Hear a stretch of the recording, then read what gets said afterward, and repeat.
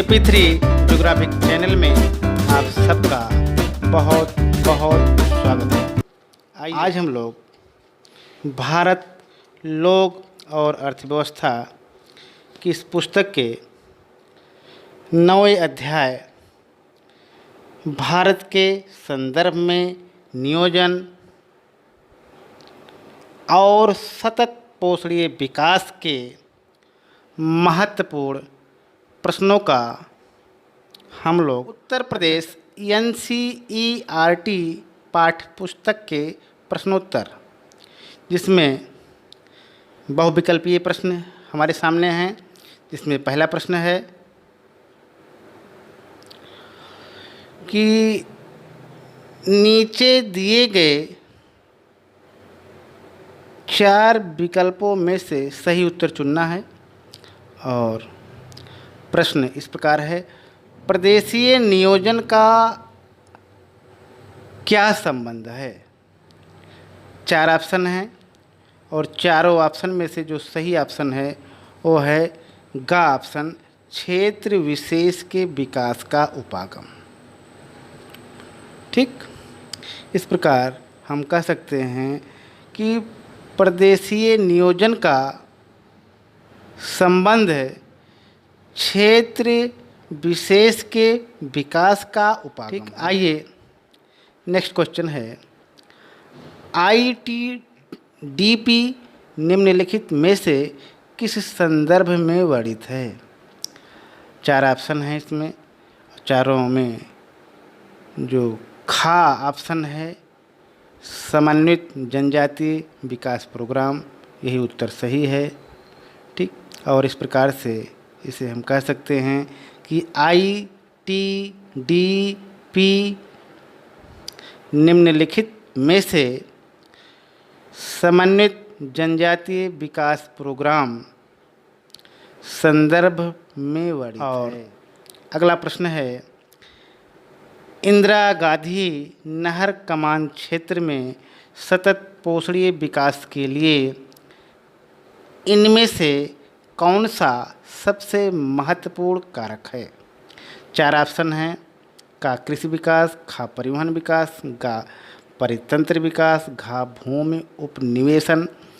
इन चारों में से जो सही ऑप्शन है वो है गा परितंत्र विकास। और इस प्रकार हम कह सकते हैं कि इंदिरा गांधी नहर कमान क्षेत्र में सतत पोषणीय विकास के लिए इनमें से पारितंत्र विकास सबसे महत्वपूर्ण। आइए आगे चलते हैं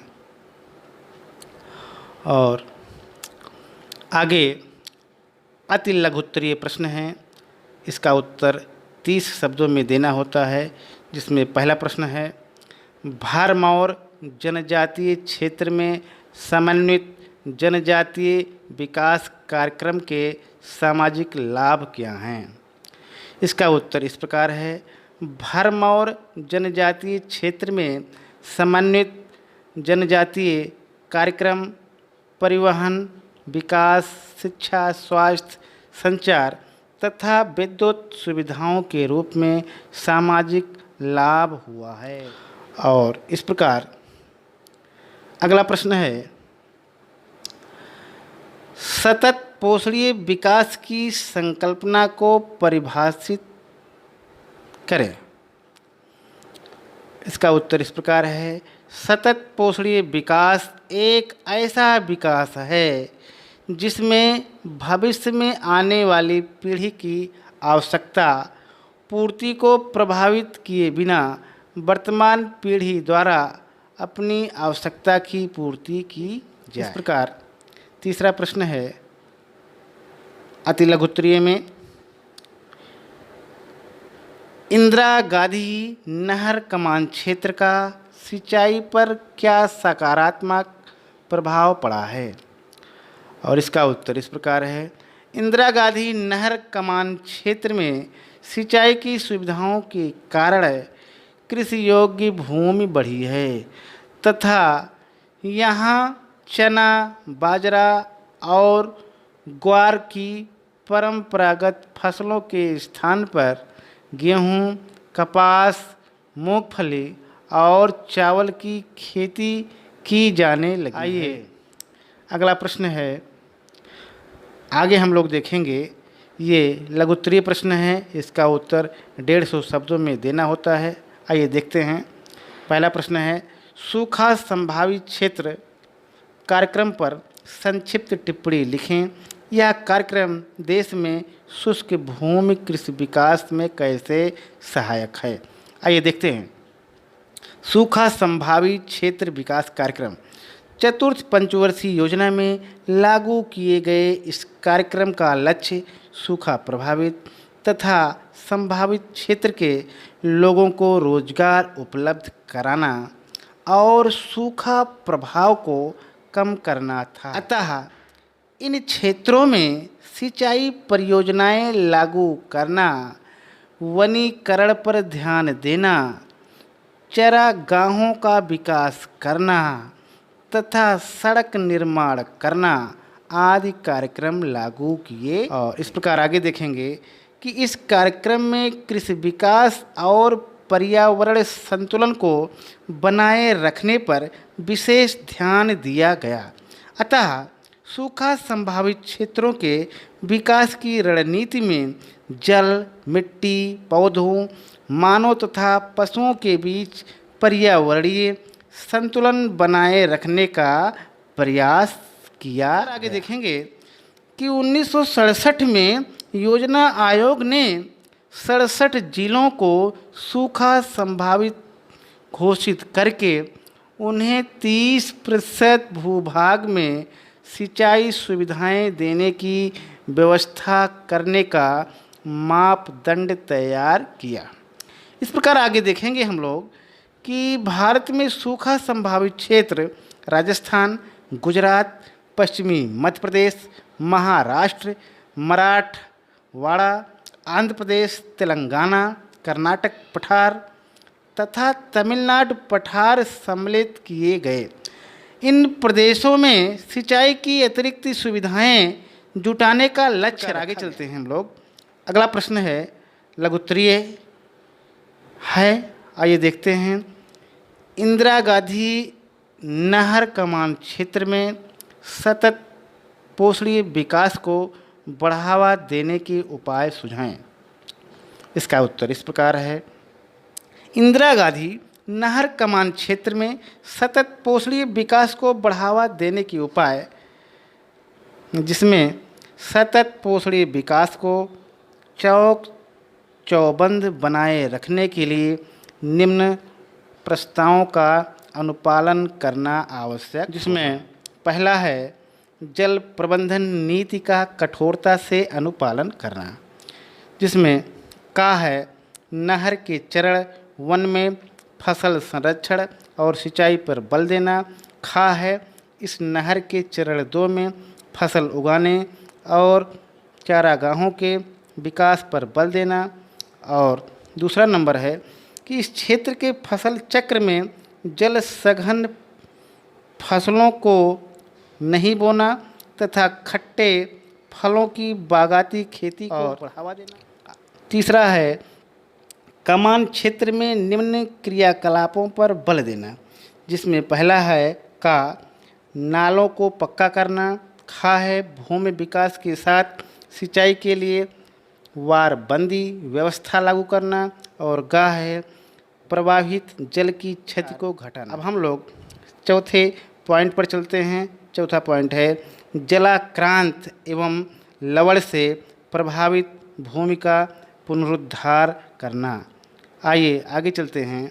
पांचवा है वृक्षारोपण, वन संरक्षण, हरित मेखला बनाना, चरागाह विकसित करना तथा पर्यावरण विकास पर ध्यान देना।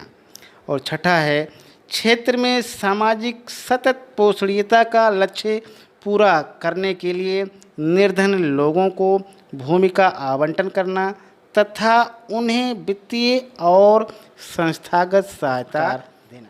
अगला पॉइंट है सातवां, इस क्षेत्र में कृषि और पशुपालन के विकास के साथ साथ आर्थिक विकास की सतत पोषणीय अवधारणा को साकार करने के लिए कृषि तथा उससे संबंधित क्रियाकलापों को अन्य क्षेत्रों के साथ जोड़कर विकसित करना होगा। क्षेत्र में आर्थिक विविधीकरण के लक्ष्य को पाने के लिए मूल जनसंख्या, गांवों, कृषि सेवा केंद्रों और विपणन केंद्रों के मध्य संबंधों की डोर जोड़नी आइए देखते हैं परियोजना, जिसमें पहला है अपने क्षेत्र में कार्यान्वित किए जा रहे क्षेत्र विकास कार्यक्रमों के बारे में पता लगाएं। इन कार्यक्रमों का आपके आसपास समाज और अर्थव्यवस्था पर हुए प्रभाव का विश्लेषण करें।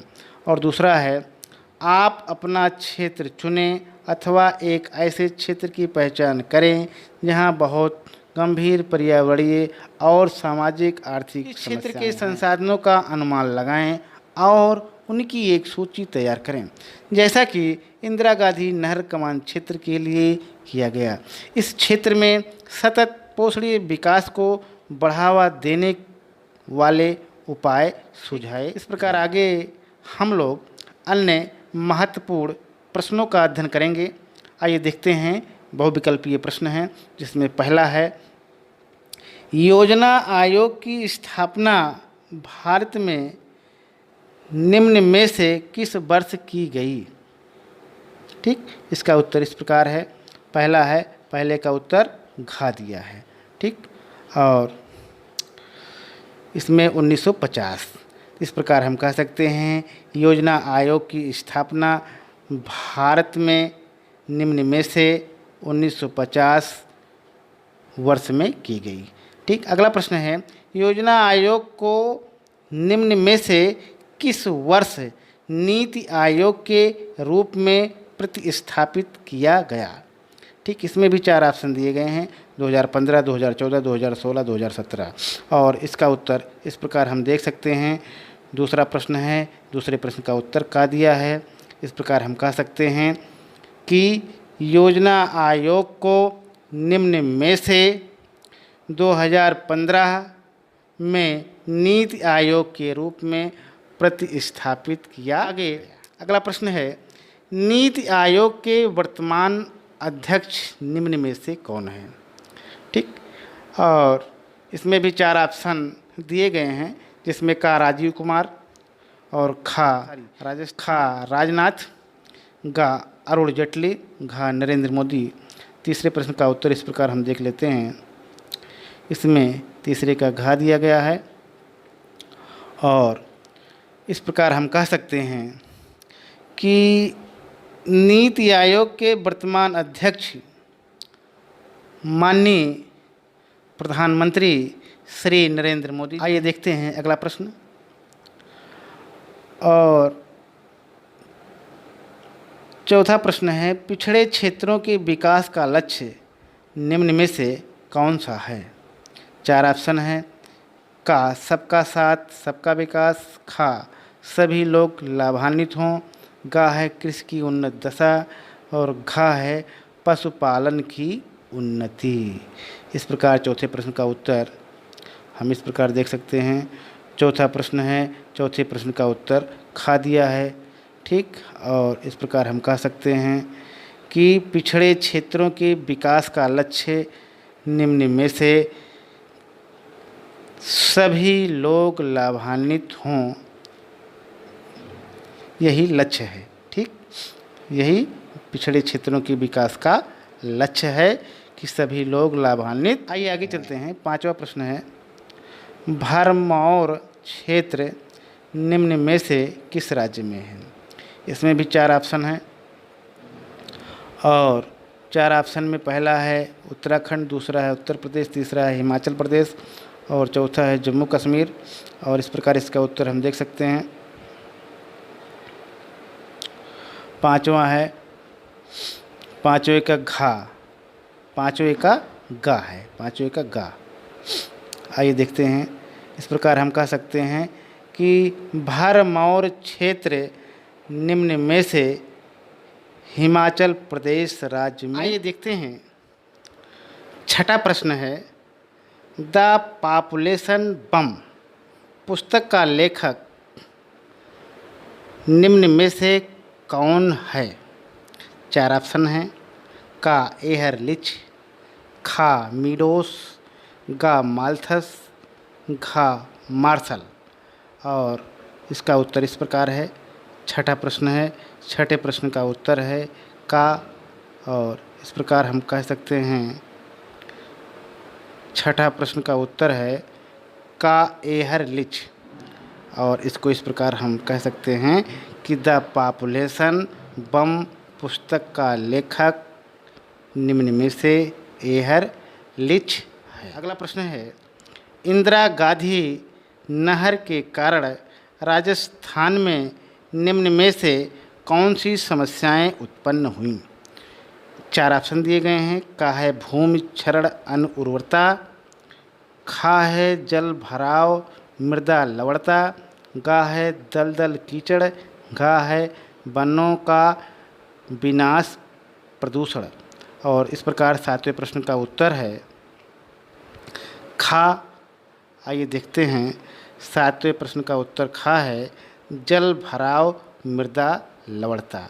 और इस प्रकार हम कह सकते हैं कि इंदिरा गांधी नहर के कारण राजस्थान में निम्न में से जल भराव मृदा लवणता समस्याएं उत्पन्न हुई। और इस प्रकार से आगे चलते हैं हम लोग अगले प्रश्न पर। अगला प्रश्न है, या कह लीजिए प्रादेशिक नियोजन का क्या संबंध है? इसमें 4 ऑप्शन मिलेंगे और चारों ऑप्शन में का ऑप्शन है परिवहन जाल तंत्र में क्षेत्रीय अंतर, खा है ग्रामीण क्षेत्रों का विकास, गा है आर्थिक व्यवस्था के विभिन्न सेक्टरों का विकास, घा है क्षेत्र विशेष के विकास का उपागम। और इन चारों में से जो उत्तर है 8वें का गा है आर्थिक व्यवस्था के विभिन्न सेक्टरों का विकास। इस प्रकार हम कह सकते हैं कि प्रादेशिक नियोजन का संबंध है आर्थिक व्यवस्था के विभिन्न सेक्टरों का विकास है। ठीक, इस प्रकार से आज हम लोगों ने भारत लोक और अर्थव्यवस्था की इस पुस्तक के 9वें अध्याय भारत के संदर्भ में नियोजन और सतत पोषणीय विकास के महत्वपूर्ण प्रश्नों का अध्ययन किया। आज यहीं तक। बहुत बहुत धन्यवाद।